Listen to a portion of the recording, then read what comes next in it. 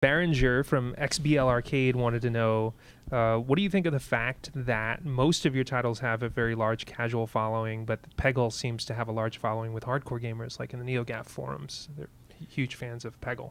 Yeah, some of our games just cross over, and I think it's again, there's no quick answer for why some of our games cross over and others don't, other than the fact that many of the people that make PopCap games are hardcore gamers.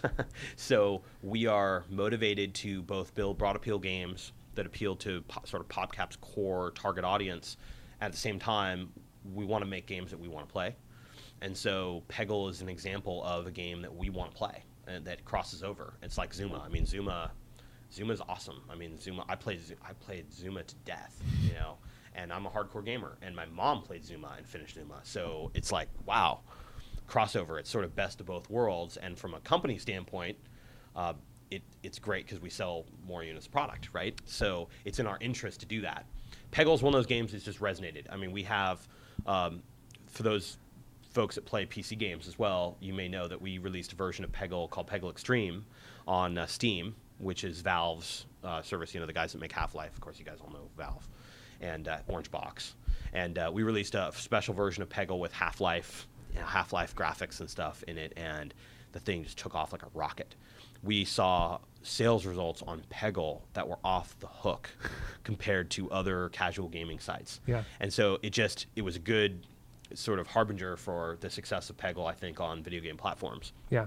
We think the title is just going to be great. I mean, and that's why we're spending a little bit more time to get it right, to be honest with you. Just please bear with us. I think when you see the final version of Peggle we have, I think it won't disappoint.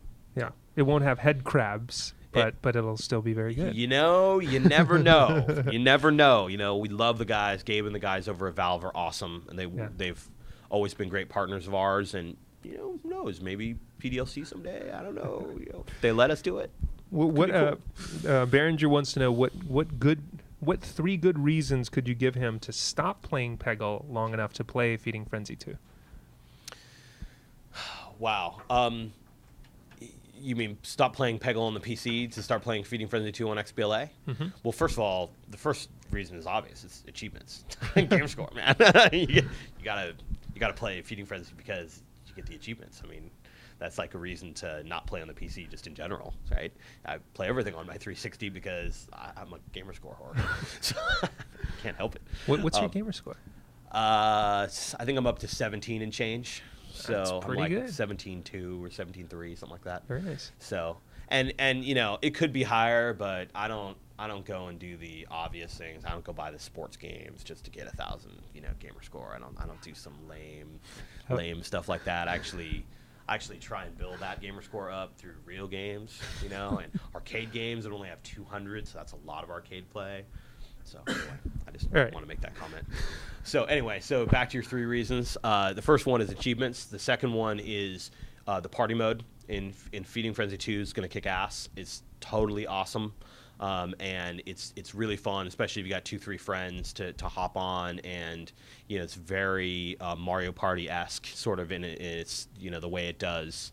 The scoring and the way it does the mini game selection and stuff is just really, really cool. So I'd say that's the second reason. Mm-hmm. And the third reason is going to be the story mode, the campaign mode on it.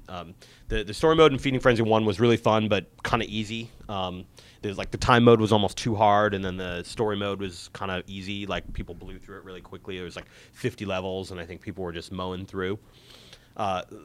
This mode is a lot more challenging. It's got mini bosses and boss characters. It's got cooler power-ups and cooler moves. You can do fish flips and all kinds of stuff. So there's kind of deeper gameplay, a longer story mode, and it's more challenging. And so I think it's really going to be, for those of us that like playing single-player versions of these games, like me, I like just kind of sitting down on a Saturday afternoon and just mowing through a single-player campaign. It's going to provide a lot more depth. I think a lot more, even more value for the money, because I think for $10, it's going to be a heck of a lot of gameplay when you tie in the multiplayer modes and the longer single player campaign. So I think it's going to be. I think so. Those are a few reasons. Sweet. Now, since the core audience for PC casual games and a lot of the people who buy XBLA games are fundamentally different, or fairly different, Behringer wants to know if you have any plans to develop PopCap games specifically for the arcade, first for the arcade. That is an awesome question, and it's something that I have a personal interest in, given my roots running the arcade business at Microsoft.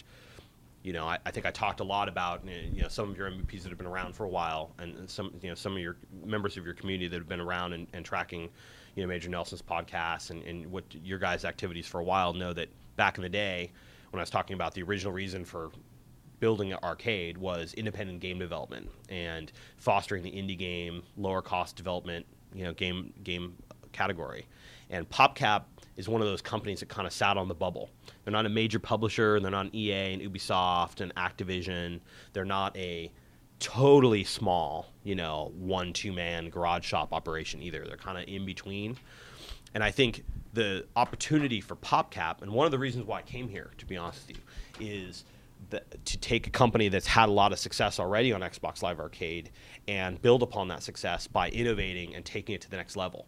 Not just doing sort of the Bejeweled 2 and Zuma more ports, but doing things more like Heavy Weapon, where we're building new gameplay modes in and building multiplayer and building Xbox Live Arcade specific stuff as a first step. I think you're going to see Feeding Frenzy 2 follow that same vein. Peggle maybe one step further than that, and then the following step, sort of to the right of that in the evolution of PopCap would be to do Xbox Live Arcade first or Xbox Live Arcade only custom game development. That's where we really get to take advantage, take the gloves off, and say, there's some stuff that just wouldn't work on a PC, but it works on a console, or it's specifically designed around achievements or Gamerscore, or being able to kind of take that addictive quality, if you will, of those gameplay modes and specifically exploit them in our games. Those are opportunities that I'm super excited about. It's an evolutionary process for PopCap, and I knew that sort of going in. This company has so much low-hanging fruit. They've got like 30 different franchises, and we've got 5 games on Xbox Live Arcade. So taking some of our big franchises and bringing them over is a good next step and a necessary step. Before we get there, sort of proving it out and proving that that's a big market. I think we are on the process of doing that right now, and so the next step, I think, it's actually already underway. So sweet. I don't have a lot. So that was a good question. Specific to ask. Right. You can't to add say to that, but yeah, right. It's definitely something that we're interested in doing.